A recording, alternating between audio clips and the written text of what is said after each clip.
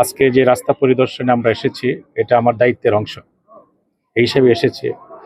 আমি যতদিন সংসদ সদস্য হিসেবে আছি ততদিন এই দায়িত্ব আমার অব্যাহত থাকবে। এজন্য আজকেই আমার দায়িত্ব শেষ হয়ে যাওয়ার কথা নয়। আমি পরবর্তীতে আবারও আশা রাখি আসার। আর আমরা যখন এটা কার্পেটিং হবে তখন আমরা আসব, দেখব।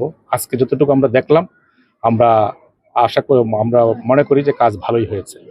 এজন্য আমরা সংশ্লিষ্ট সকলকেই আমরা অভিনন্দন জানাই।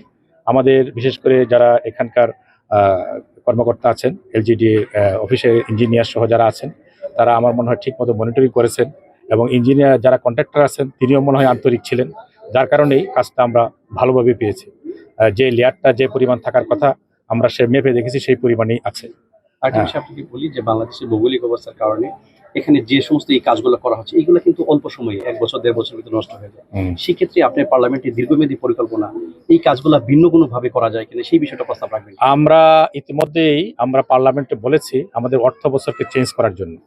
আমাদের অর্থ বছর জুলাই টু জুন হওয়ার কারণে বর্ষা মৌসুমে জুন মাসে আমাদের এখানে প্রচণ্ড বৃষ্টি থাকে, বাদল থাকে, বন্যা থাকে, যার কারণে কাজের কোয়ালিটি রক্ষা করা কঠিন হয়ে যায় এবং সরকারের অর্থ অনেক অপচয় হয়। এই অপচয় থেকে রক্ষা করার জন্য এবং কোয়ালিটি রক্ষা মেনটেন করার জন্য আমরা অলরেডি পার্লামেন্টের প্রস্তাব রেখেছি আমাদের বিরোধী দলের পক্ষ থেকে। বিশেষ করে আমাদের বিরোধী দলের নেতা ডক্টর শফিকুর রহমান সাহেব এরপরে জোরালো বক্তব্য রেখেছেন পার্লামেন্টে, এই অর্থ বছরটা চেঞ্জ করে জানুয়ারি টু ডিসেম্বর করার জন্য। আশা করি যদি এটা পাস হয়, সরকার এটাকে গ্রহণ করে নেন, তাহলে আমাদের যে সমস্যাগুলো আছে, কাজের দুর্বলতা, কোয়ালিটি নিয়ে প্রশ্ন এবং টাকার অপচয়, এই সবগুলো ইনশাল্লাহ অনেকাংশেই লাঘব হবে। ধন্যবাদ আপনাদের সকলকে।